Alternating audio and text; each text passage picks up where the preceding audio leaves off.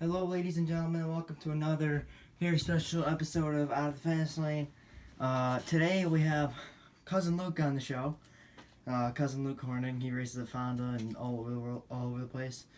But also today we have another segment, mail time.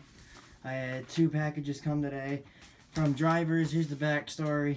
I'm starting a collection on my show of all the drivers that I've had on my show, of like bumper stickers or t-shirts, something like that. And the drivers have actually been really helpful, and they are starting that, and they're gonna. And here we go. We got my first two here. So you guys gotta stay tuned to the end so I can when I unbox these.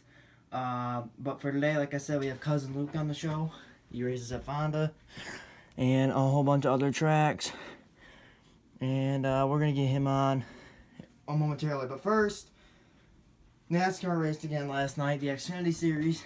Kyle Busch won, which you guys may hate him, you guys may like him. I'm not gonna say I like him, but I'm not gonna say I do like him. It's a win-win for me. He's 50-50. He was a good driver. I got respect for him. A lot of respect for him. Overall, good race. There was a bad wreck in the back with Noah in the end of the race with Noah Gragson getting into Harrison Burton, and Tommy Joe Martin's taking a really hard hit. Well, somehow Tommy Joe Martin's finished the race. He posted on Twitter later on in the night. Tommy Joe Martin's did. He bent the floorboard.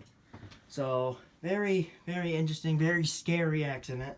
Justin Haley was shooken up. A whole bunch of drivers were shooken up. But we're gonna get this started. Hi everybody.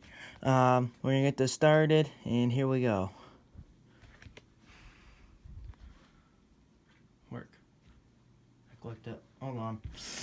Technical difficulties. There we go.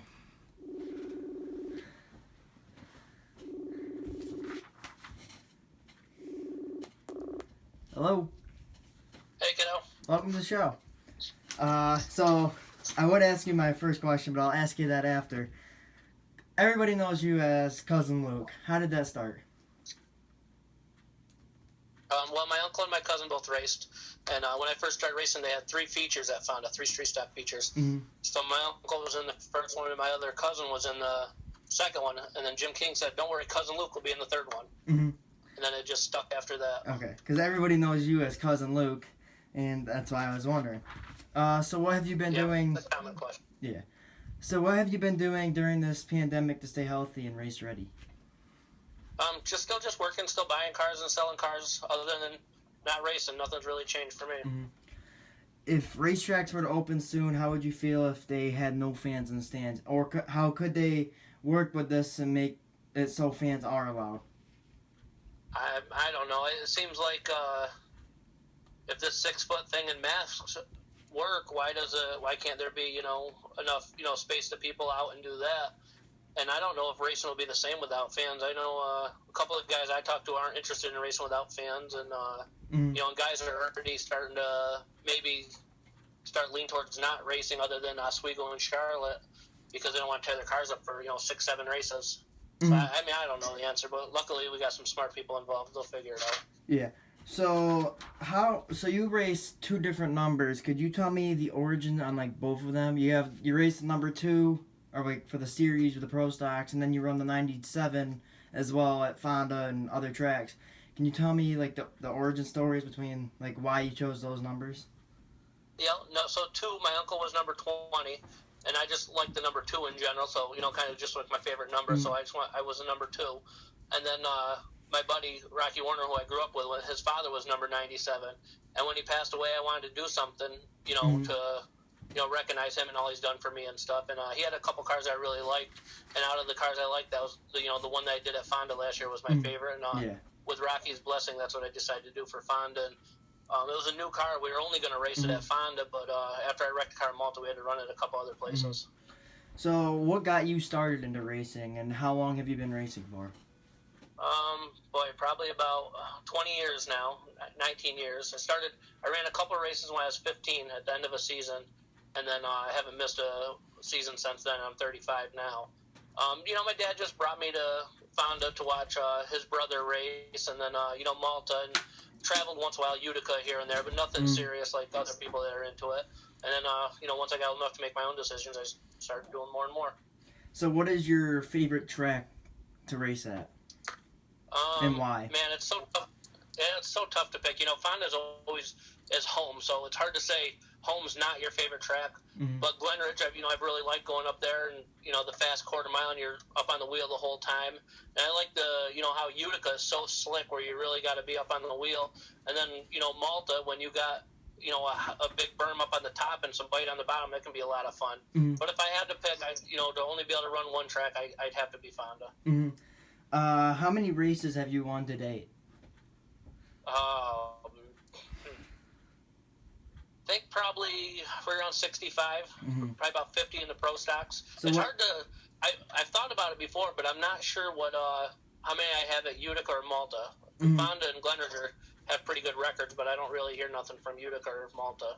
Mm-hmm. So you said Oswego. What's it like to run Super Dirt Week every year as a driver? It's a lot of fun. I mean, it'll never compare to the mile. It's a shame I've picked up a couple of crew guys that never got a chance to go to the mile, and their dirt week to them is Oswego, so they'll never know what the mile was like. Mm-hmm. So that's a shame, but they're doing good with what they have up there. It's fun. It gets everybody away. You get to go camping and racing, so it's the best of both worlds there. But the place isn't a real racy facility, but it's so slick for us during the day that it's not really the greatest racing, but it's still the whole atmosphere, and it's still dirt week, I guess. Mm-hmm. So what was it like when you first went to Fonda, like your first lap coming off of 4, going to the green flag? What was that like for you? That was my only lap when I first started. The green flag, then straight into the wall. But instantly fell in love then. I didn't complete a lap. I think I took the green flag, went down the back stretch, and parked it on the front stretch, and right then I knew I was hooked. So it took a while. I ran some pretty rough equipment for a couple of years, and would drive anything I could. And then, after I moved out of my parents' house and my dad's house and was able to support myself on my own with my girlfriend's help and some crew people, that's when I got competitive. And it means a lot more. It was fun back then, just going to the races and, cooking on the grill. It was fun. So that's changed a little bit because now if you're not competitive, it's not the same kind of fun. But just being able to, just to race has always been fun. Mm-hmm. Is there a track that you really want to win at, like in the Pro Stock Series? Yeah, I wanted to. I really wanted to win at Oswego this year, and Coonrad spoiled that for me. He's just too damn good. And then I'd like to win. I wanted to win at Oswego, and I wanted to win at Charlotte. We won at Charlotte this year, so I got to scratch that one off my list. And then so just Oswego right now. And every track other than 11 Valley that I've raced at, I've won at. So unless something opens up where we're able to travel a little bit more, I guess that would be it. And I don't care about ever racing Lebanon Valley, let alone winning there. So that's not on the list. Is there wait, hold on. What goes through your mind when you're potentially gonna crash as a driver? What goes through your mind? Man. That happens a lot to me. So I didn't want to really think about it too much. The only time I ever really think about is when I'm sitting on the track facing the wrong way. I wonder how hard it's gonna hit me. But not really. It happens so quick. Yeah. What is your best racing memory? My best racing memory. Well, a selfish memory would be winning Charlotte. That meant a lot to me to win that. And early on in my racing career, I won a 100-lap race at Glenridge. So that was, that sticks out to me. So probably just those two. And winning at Fonda, being able to be pretty, at 20-something wins in the Pro Stocks there is pretty high on the list. It's not really a memory. It's kind of like a bunch of combined things. But winning the big race over to Malta last year and the Dirt Series race is good. And anytime you win a Dirt Series race is good. But probably that Charlotte race, I'd have to say if I could only have one win, that would be the one. Yeah. Until I win the Hondo race. Once I win that Hondo race, that'll be my new favorite. Yeah. If you could race against any driver, past or present, it could be NASCAR, Dirt, Supercross, anything like that, who would it be and why? Well, in Supercross, Jeremy McGrath, because that's who I grew up watching. And I'd say current drivers, if I had a chance to have his equipment, I guess Rocky Warner, I think that's the best driver I've ever watched consistently.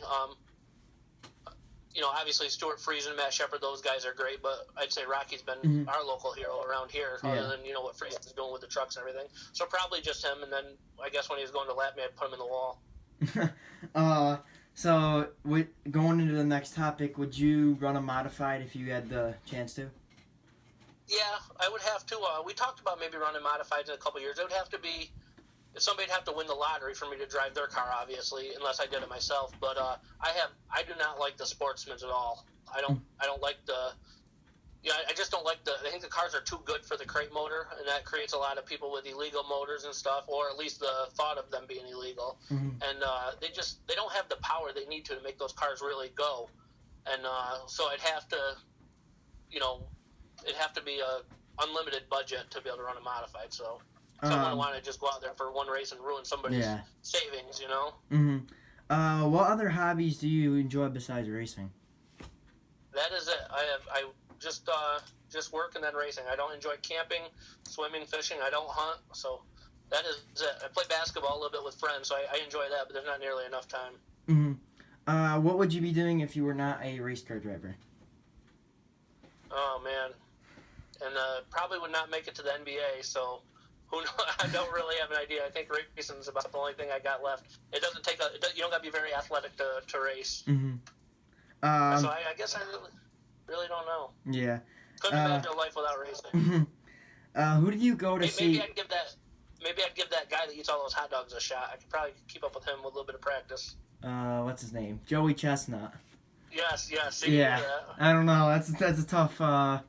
He's tough to beat. He just warm up all he can. Amazing, Well, you never know with this pandemic, with all these new sports we're watching on TV. I probably got some options. Yeah.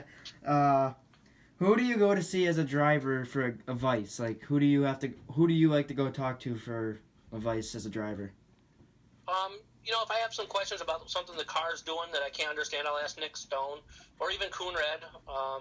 And Rocky, we're pretty good friends. I can ask him if something he's seen or questions he's had that I've had in the past for him because obviously he's won some races in the pro stocks. But I try to keep it between our group that works on the car and a couple people that I hang out with. Even Jimmy Normile. Those guys are smart and they've been around for a while. Yeah. Have you gotten to race in Canada with any races there? Yeah, I ran at Cornwall and Granby. What is it like? What is it like with the fan difference? Is it different from what up there to down in the United States? The pro stock class up there, it seems like there's I wouldn't say they're more professional when they're on the track, but their equipment seems to be more professional. Everybody has a nice pit box, and everybody's like a little bit closer group. I mean, a couple people don't like certain people, but they're more like, they travel. When the 5 or 6 of them guys travel, they always travel together, where our guys kind of you might have a couple here and there, but they kind of do their own thing either way, where those guys seem to be showing up to the races at the same time and leaving at the same time. They meet at the same places to eat. Mm-hmm. And the language is, the language barrier is kind of tough, Mm-hmm. Have you gotten to try iRacing or watch the iRacing, and how do you feel about the iRacing all in general? I mean, it's keeping people interested. That's good. I have not played, I've only watched what they've had on TV a little bit with what went on with Kyle Larson and stuff like that. But I'm just not. Video games are so good now compared to what they were when I was a kid. Yeah. I can't even keep up with that stuff. Mm-hmm. I'm stuck playing zombies on Call of Duty. That's the extent of my experience. Mm-hmm. Well, that's all I have for you today. Any questions for me? Who's the wrestling guy in the background? Is that the Ultimate Warrior? Ooh, right there? Or to the right. My right, your left. Right here? Right over here? Yep. That guy? Yep. Yeah, that's the Ultimate Warrior. That's a little old school for you, isn't it? Nah, not really. I've been a fan of wrestling for a while in my life. What's up there on the other side in the yellow top? That's not. Oh, Never yeah. mind. All right. No, I'm good, buddy. Who's your favorite driver? Stuart Friesen? Stuart Friesen, Natalie Decker, a whole bunch of them. Oh, yeah? What about the pro stocks? Yeah, answer wisely. This could be the last interview. I mean, you, Coonrat. I don't really. I never really thought about that. Probably you, Coonrat, Stone. They're all pretty cool. Yeah. I'm trying to get them all on my show. Yep. So, perfect. All right, buddy. you Well, got thank any you. shout outs or anything you want to say? No, we're good, buddy. All right. We'll watch some of your videos later in the garage, and maybe we'll be more prepared next time. All right. Thank you. Thanks, buddy. Yep. All right. Bye.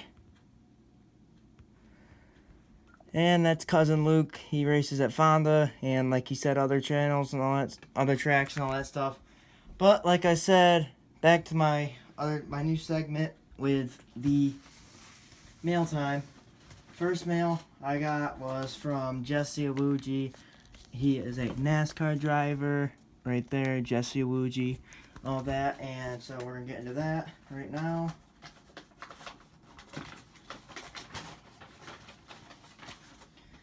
And Jesse Awuji has sent me a hero card with an autograph on it. He was on the show.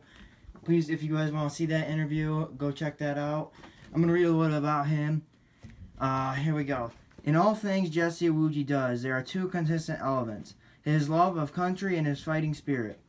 This talented driver went from a D1A college football player to a lieutenant in the United States Navy. It is now the only current driver in all of 4 NASCAR international level that has ever been in the military. It has been key for Awuji, who is currently serving in the Navy Reserves. To honor his country while pursuing and attaining excellence, it should come as no surprise that he is a champion. He is champion. I can't say that word. Companies and charities that give him to our men and women in uniform. Jesse is a big supporter of NASCAR diversity. He was recently honored by NASCAR for the second year in a row, the Diversity of the Driver of the Year award. He is a champion in both on and off the track. NASCAR has never seen a driver like Jesse Awuji before. While streaking towards the top tiers of NASCAR, the unstoppable Jesse Awuji is taking us all along for a wild one and exciting ride. And he will be racing tonight in the Truck Series race. It's autographed right there by Jesse Awuji, a very cool hero card that talks about his story. The other mail I had was from Ivan Joslin. I don't know what he sent me. I haven't opened it yet, so here we are. Ivan Joslin's video is on the show as well. And here we have a picture of him in Victory Lane and an autograph on it. Him racing at Fonda. It's very cool to have him on the... It was very cool to have him on the show. If you guys want to check that out, it's there. And then he's big on supporting autism awareness, which is a very amazing thing to support. And he sent me... And here, these are actually really cool stickers. There's 2 stickers from Ivan Joslin. So... We're going to have probably more drivers send me more stuff as the weeks come. Very cool to have them guys send me stuff. I thank Jesse for that, and Ivan, thank you guys for sending that. Also, thank you, Cousin Luke, for being on the show. Social media, Out of the Fast Lane Podcast on YouTube, Out of the Fast Lane Podcast, which you're going to be watching Out of the Fast Lane Podcast on YouTube right now. Out of the Fast Lane Podcast on Facebook, Brady Hauser on Facebook, and Instagram, Brady Hauser1, or Out of the Fast Lane YT. And the others, we have others out there. TikTok, Snapchat, Brady Hauser. Just search it up, you'll find me. And that's all I have for today. So thank you guys for watching, and thanks to Jesse and Ivan for sending these awesome souvenirs that I will now treasure into my souvenir collection from all the drivers I've had on my show.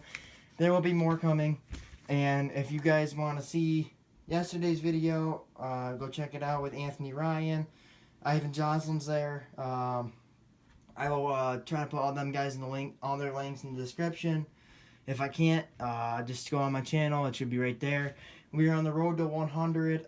We have 63 subscribers. We're trying to get 100. So if you guys can just subscribe as much as you can so you can get to 100, it'd be much appreciated. 100 subscribers would mean a lot to me, just for... Because I've tried, I never would have thought I could have gotten something I'd like to do like this, and it's awesome to have a channel like this that's so successful. And one more thing, that poster right there is the Bella Twins Saves to Wrestle. Yes, they're in the swimsuit, which that's by Cousin Luke, pulled that out. And yeah, you guys have a good day. There's more to come. We have a whole bunch of drivers, we have a NASCAR champion coming on the show. and a whole bunch of NASCAR drivers, dirt drivers, and anything else that be. There's just stay tuned because you guys you're not gonna want to miss this. It's gonna be we're gonna really step it up a level in this channel. I mean, we already are stepped up a level from starting with dirt bike riders up to now up to dirt racing, which is amazing for me. So, yeah, so you guys have a good rest of your night. Make sure you guys watch Truck Race, Stuart Friesen, Natalie Decker, Jesse Awuji, which is right here. He'll be starting 14th, so make sure you guys check him out. And for all the other people that watch my channel, I'd like to say thank you for watching. And there will be more coming in the next couple days, so stay tuned.